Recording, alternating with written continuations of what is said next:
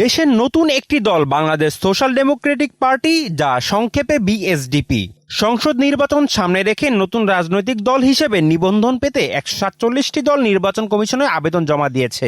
এর একটি Bangladesh social Democratic party. নতুন এ রাজনৈতিক দলটির প্রধান কার্যালয় খুলনা মহানগরীর আবাসিক এলাকার একটি ভবনে। ভবনটির ভাড়া বাসায় রাজনৈতিক কার্যালয় হলেও বাস্তবে সেখানে রাজনৈতিক তৎপরতার কোনো চিহ্ন পাওয়া যায়নি। স্থানীয় সহ ওই বাড়ির ভাড়াটিয়ারাও জানে না দলটির কথা।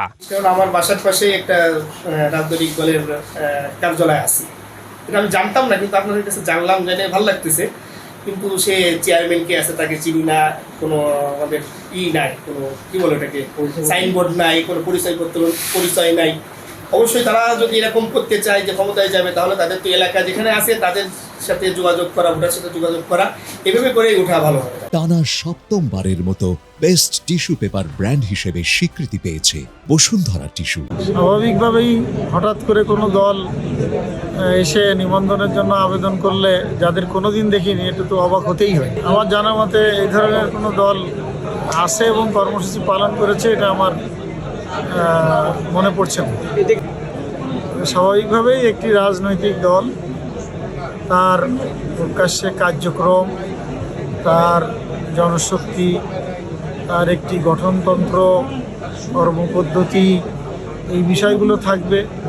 তার প্রকাশ্যে অফিস আদালত থাকবে। সবের ভিত্তিতেই একটি রাজনৈতিক দল মানুষ চেনে, জানে।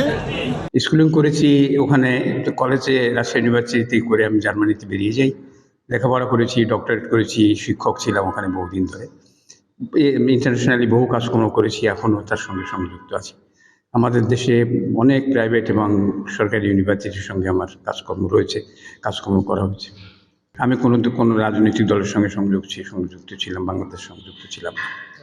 আমি জার্মানিতে ওই দেশে যাওয়ার পরে আমি জার্মানির একটি পার্টির সঙ্গে সংযুক্ত, যারা এই মুহূর্তে সরকার গঠন করে আছে, যার নাম সোশ্যাল ডেমোক্রেটিক পার্টি। আপনারা অনেকেই জানবেন হয়তো। বহুদিন ধরে আমি তাদের মেম্বার, আমি তাদের এক্সিকিউটিভ পদে অনেক সময় বহু আগে ছিলাম, এখন নেই। দল নিবন্ধন পেলে এই যে জরিপ যেটা আছে, এই যে জরিপের ফলে দিয়ে আমি একটা সম্মেলন করবো, বন্ধ করে দাও।